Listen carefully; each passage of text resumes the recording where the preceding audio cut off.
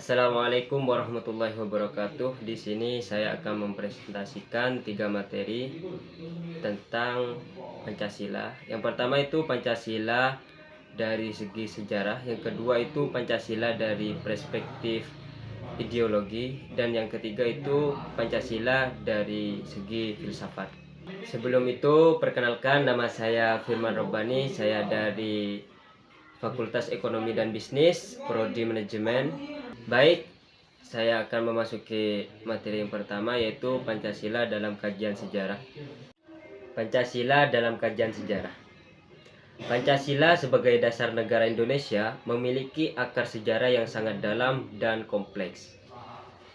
Nilai-nilai luhur yang terkandung di dalamnya telah dibentuk dan diwariskan secara turun-temurun oleh nenek moyang bangsa Indonesia. Asal-usul dan perkembangan Pancasila.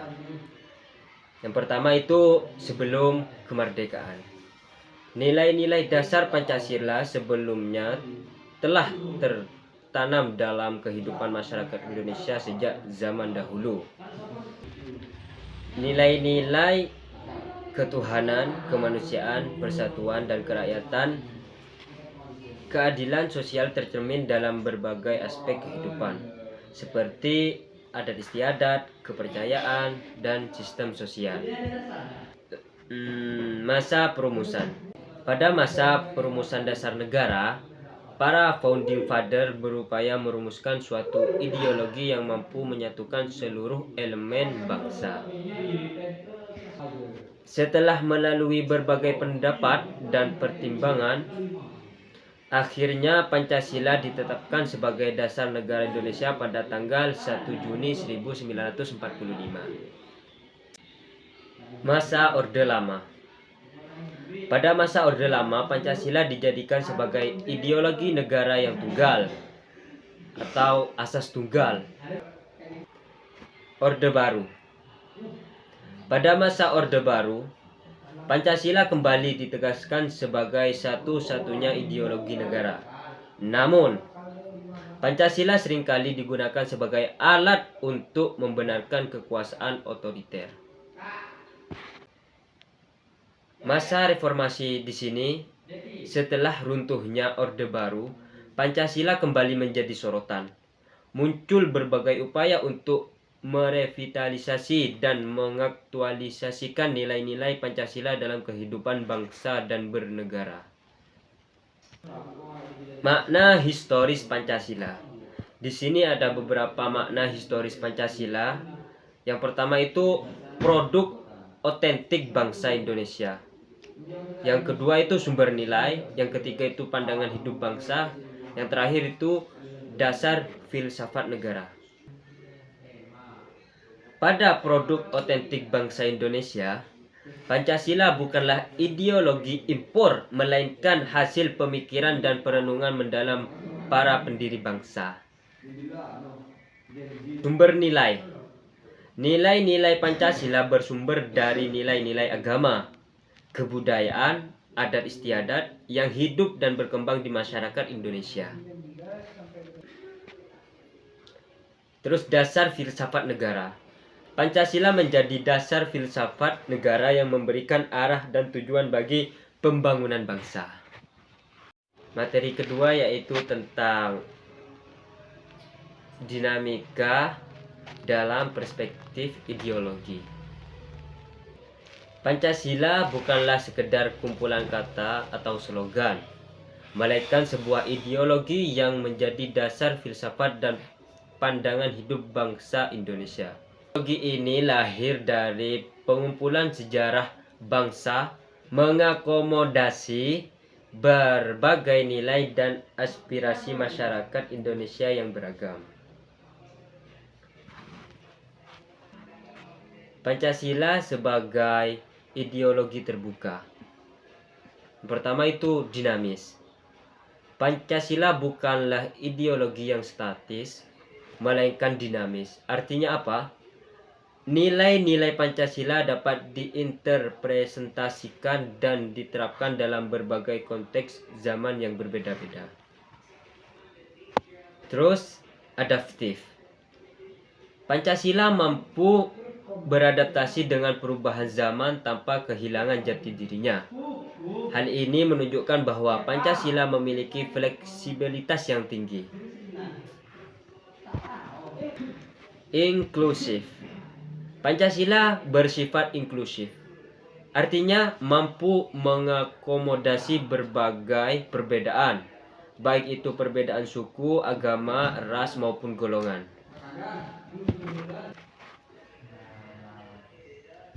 Nilai-nilai dasar Pancasila sebagai ideologi. Yang pertama itu ketuhanan yang Maha Esa. Bahwasanya nilai ketuhanan yang Maha Esa di sini menekankan pentingnya nilai-nilai keagamaan dan keimanan dalam kehidupan berbangsa dan bernegara. Yang kedua itu kemanusiaan yang adil dan beradab. Bahwasanya di sini menghargai harkat dan martabat manusia serta menjunjung tinggi nilai-nilai kemanusiaan. Yang ketiga yaitu persatuan Indonesia. Menekankan pentingnya persatuan dan kesatuan bangsa di atas segala-galanya. Yang keempat yaitu kerakyatan yang dipimpin oleh hikmat, kebijaksanaan dalam permusyawaratan atau perwakilan.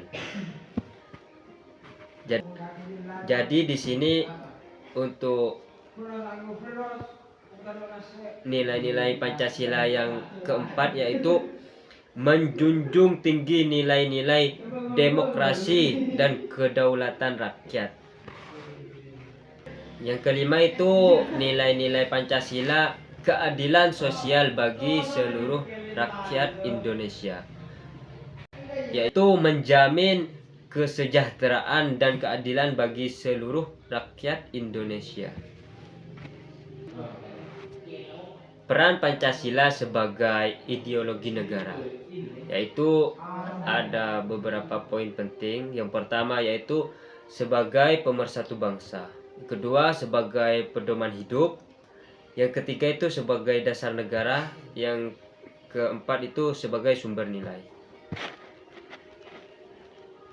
Tantangan Pancasila sebagai ideologi di era modern. Yang pertama itu globalisasi. Arus globalisasi membawa pengaruh yang sangat kuat termasuk dalam bidang ideologi. Yang kedua yaitu radikalisme. Radikalisme itu munculnya berbagai gerakan radikal yang mengancam Pancasila. Seterusnya itu individualisme. Meningkatnya individualisme ini yang menyebabkan nilai-nilai kebersamaan. Modernisasi. Di sini perkembangan teknologi dan informasi yang sangat pesat atau sangat jauh lah dari eranya. Upaya aktualisasi nilai-nilai Pancasila. Di sini untuk menjaga dan mengembangkan Pancasila sebagai ideologi bangsa diperlukan upaya-upaya sebagai berikut. Yang pertama yaitu pendidikan Pancasila. Pendidikan Pancasila harus dimulai sejak dini dan terus dilakukan secara berkelanjutan atau bertahap dari SD, SMP, SMA, perkuliahan. Terapkan nilai-nilai Pancasila. Nilai-nilai Pancasila harus diterapkan dalam kehidupan sehari-hari. Penguatan kelembagaan. Di sini penguatan kelembagaan di sini seperti lembaga-lembaga yang terkait dengan Pancasila harus diperkuat. Seperti sekolah. Penegakan hukum. Penegakan hukum di sini, hukum harus ditegakkan secara adil dan konsisten. Kesimpulannya di sini, Pancasila sebagai ideologi negara memiliki peran yang sangat penting dalam menjaga persatuan dan kesatuan bangsa Indonesia. Dalam menghadapi tantangan zaman, kita perlu terus berupaya untuk mengaktualisasikan nilai Pancasila dalam kehidupan sehari-hari. Materi yang terakhir atau materi yang ketiga yaitu Pancasila dalam kajian filsafat.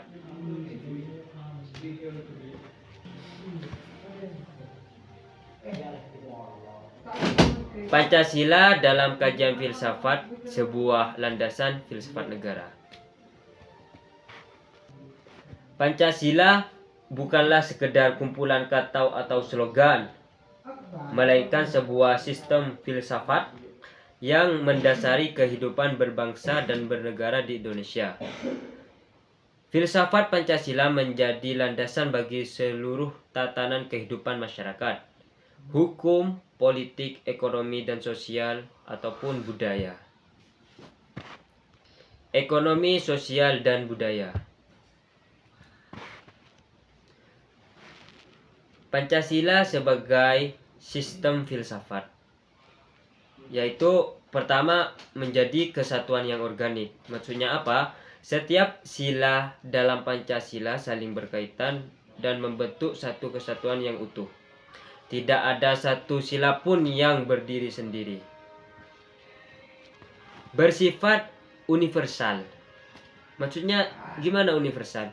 Nilai-nilai yang terkandung dalam Pancasila bersifat universal, berlaku untuk seluruh manusia tanpa terkecuali. Universal itu bersifat tanpa terkecuali. Terus dinamis. Pancasila bersifat dinamis, artinya nilai-nilai yang terkandung di dalamnya dapat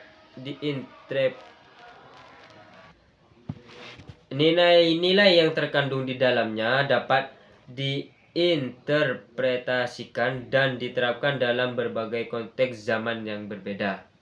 Terbuka. Pancasila bersifat terbuka di sini artinya selalu terbuka terhadap perkembangan zaman dan pemikiran manusia. Aspek-aspek filsafat dalam Pancasila.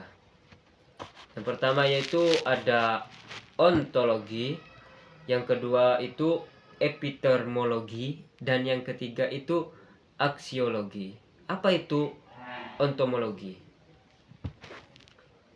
Ontomologi di sini menjelaskan tentang hakikat keberadaan manusia, alam semesta, dan Tuhan.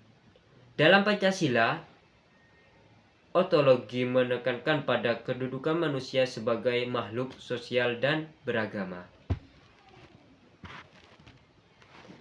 Yang kedua yaitu epistemologi. Ada sedikit video, mungkin ada sedikit video di sini tentang kajian Pancasila dalam sejarah ataupun dari ideologi ataupun dari filsafat tersebut. Tonton selengkapnya. Teng teng teng. Menjelaskan tentang hakikat pengetahuan dan bagaimana manusia memperoleh pengetahuan. Dalam Pancasila, epistemologi di sini menekankan pada pentingnya akal sehat dan pengalaman sebagai sumber pengetahuan. Terus yang ketiga yaitu aksiologi.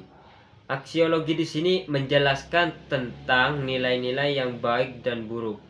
Dalam Pancasila, aksiologi di sini menekankan pada nilai-nilai luhur seperti ketuhanan, kemanusiaan, persatuan, kerakyatan, dan keadilan sosial.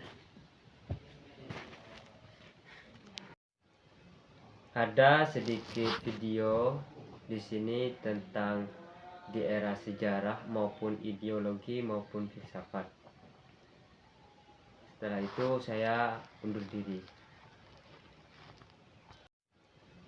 Ada sedikit video di sini tentang di era sejarah maupun ideologi maupun filsafat. Setelah itu saya undur diri. Kalau tuan-tuan menyerang kami dengan pedang dan bom dan bedil dan meriam, maka kami akan melawan mati-matian, berkelahi mati-matian. Dan yakinlah, tuan-tuan tidak dapat mematahkan kami. Kami pasti dibantu Tuhan. kami pasti akan merdeka.